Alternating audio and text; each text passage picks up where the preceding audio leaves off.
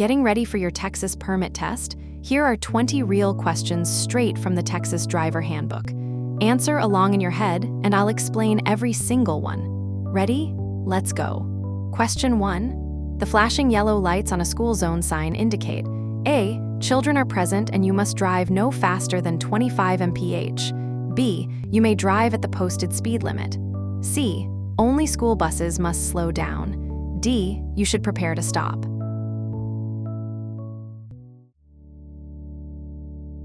The correct answer is A.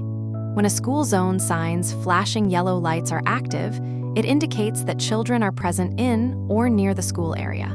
You must reduce your speed to no more than 25 mph.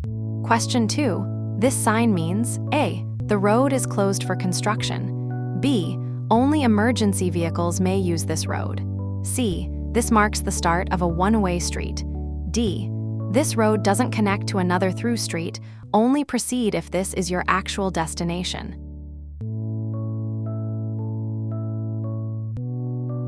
The correct answer is D. No through traffic signs discourage drivers from using a street as a shortcut, since it only serves local access and doesn't connect through. Question 3.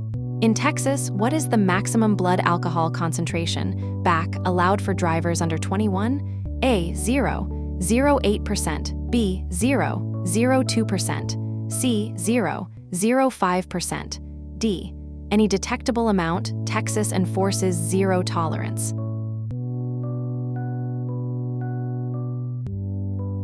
The correct answer is D.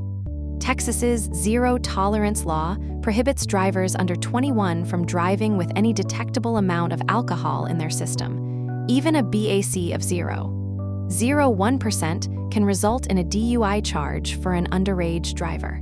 Question 4. What is the glance duration research finding about phone use while driving? A. Looking at a phone for 1 second is safe if mirrors are checked.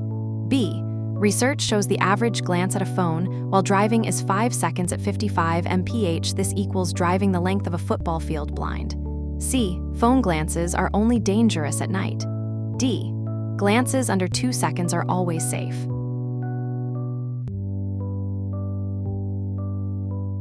The correct answer is B.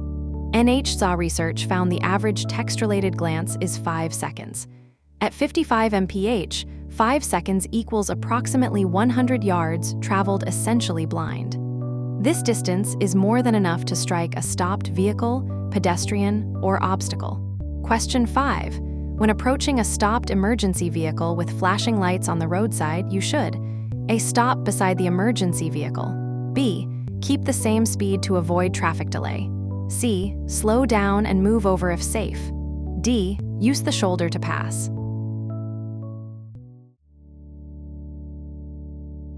The correct answer is C. Move over rules require extra caution near stopped emergency or work vehicles. Slow down and change lanes away if it is safe. Question 6. When making a U-turn at an intersection, you should turn from A. The far left lane in your direction of travel. B. Any lane in your direction. C. The right lane. D. The center turn lane.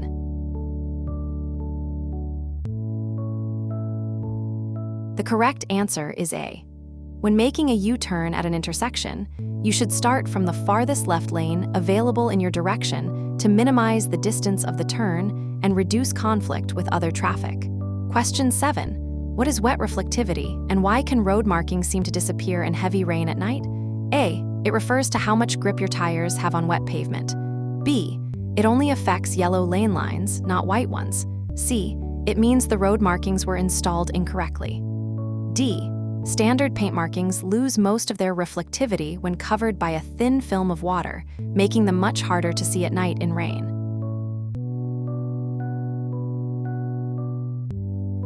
The correct answer is D. A thin layer of water over painted lane markings scatters headlight reflection instead of bouncing it back to the driver. So markings that are clearly visible when dry can nearly vanish at night in the rain, reduce speed, and look further ahead. Question 8. A flashing yellow arrow on a traffic signal means A. Proceed without yielding. B. Left turns are prohibited. C. You may turn left but must yield to oncoming traffic and pedestrians. D. Stop. A red arrow is about to appear.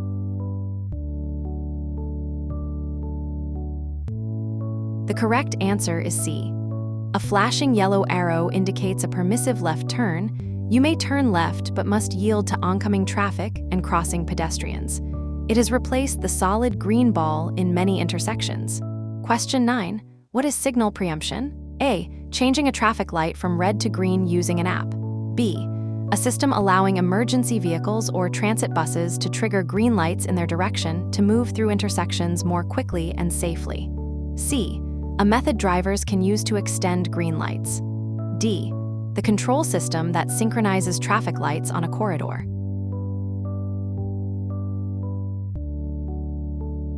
The correct answer is B.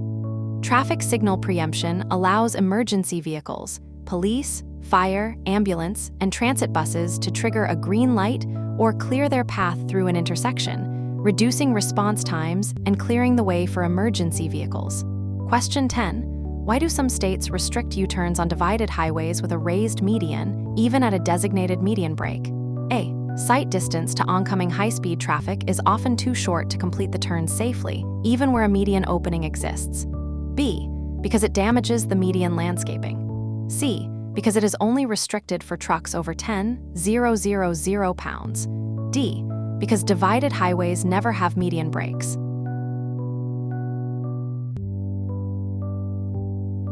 The correct answer is A. Even at an official median break, the higher speeds typical of divided highways can make it difficult to judge a safe gap in oncoming traffic, which is why some states restrict or post specific U-turn locations. Question 11.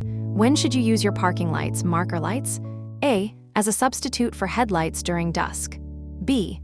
Only when parked, parking lights are not a substitute for headlights when driving. C. In residential areas at night to minimize glare. D.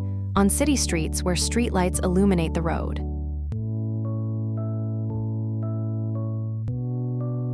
The correct answer is B. Parking lights are designed for stationary vehicles only to make a parked car visible at night. They do not provide sufficient illumination for driving and are not an acceptable substitute for headlights when operating a vehicle. Question 12. What are bulb outs or curb extensions at crosswalks designed to do? A. Speed traffic through intersections. B. Extend the curb into the parking lane to shorten pedestrian crossing distance, slow turning vehicles, and improve sight lines. C. Create additional on-street parking. D. Mark bus stop locations.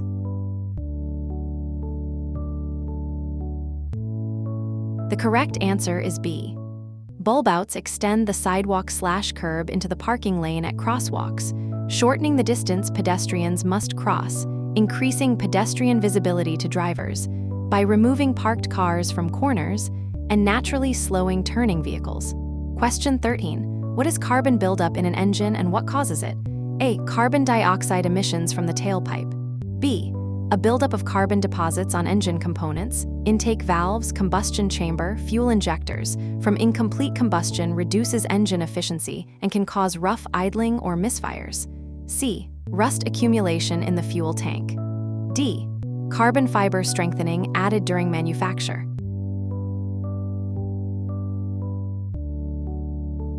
The correct answer is B. Carbon deposits form on intake valves and combustion chambers from oil vapors and fuel residue.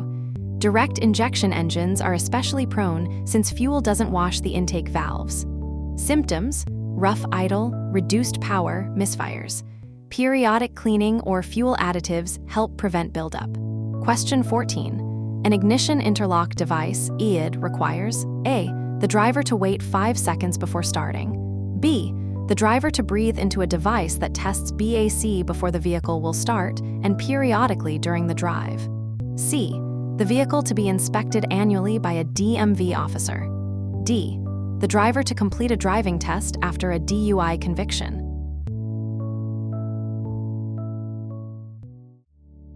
The correct answer is B.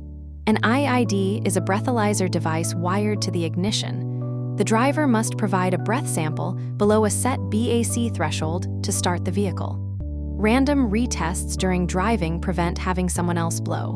Required after DUI in most states. Question 15. Why is it important to check your vehicle's fluid levels regularly? A. Only for passing vehicle inspections. B. Low fluids can cause engine damage, brake failure, and overheating.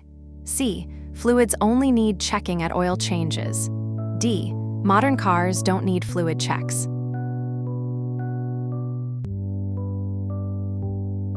The correct answer is B. Regular fluid checks, oil, coolant, brake fluid, power steering, transmission, prevent breakdowns and failures. Low brake fluid can lead to brake failure. Low coolant can cause overheating and engine damage. Question 16. What does a red curb mean? A. Parking is metered but operational. B. No stopping, standing, or parking at any time, typically fire zones, bus stops, and areas requiring constant emergency access. C. Parking is permitted only for 15 minutes. D. Commercial vehicles may park here during business hours.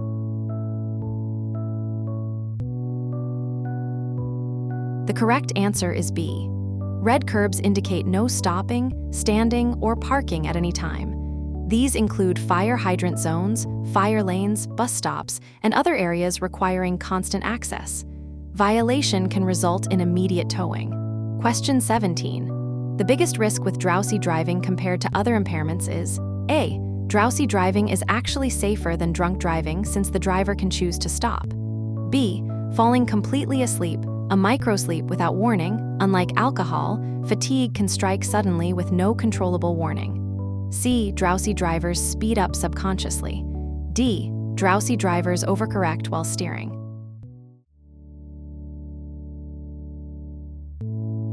The correct answer is B. Microsleeps, brief involuntary sleep episodes of 3-30 seconds, can occur with no warning. During a microsleep at 60 mph, you travel 88-528 feet completely unconscious. Unlike alcohol impairment, fatigued drivers often don't realize how impaired they are. Question 18. How should you park a manual transmission, stick shift vehicle to prevent it from rolling? A. Leave it in neutral with the parking brake on. B. Park on a flat surface and leave it in gear, first gear for uphill, reverse for downhill. In addition to applying the parking brake, the engaged gear provides additional security against rolling. C. Leave it in neutral, the parking brake is sufficient. D. Only engage a gear if the road slope is over 10%.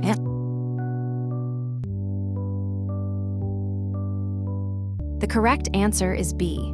Manual transmission vehicles should be left in gear when parked. First gear when facing uphill, reverse when facing downhill. This provides a mechanical backup if the parking brake fails, preventing the vehicle from rolling. Question 19. In a residential area with no posted speed limit, the default speed in most states is A. 35 mph, B. 25 mph, C. 45 mph, D. 15 mph.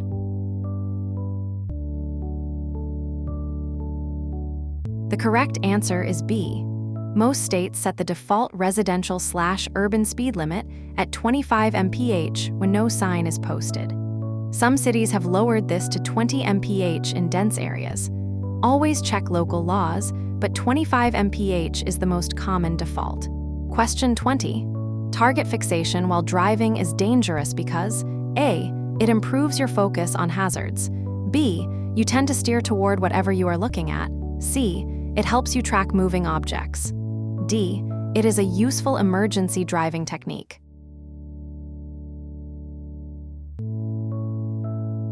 The correct answer is B.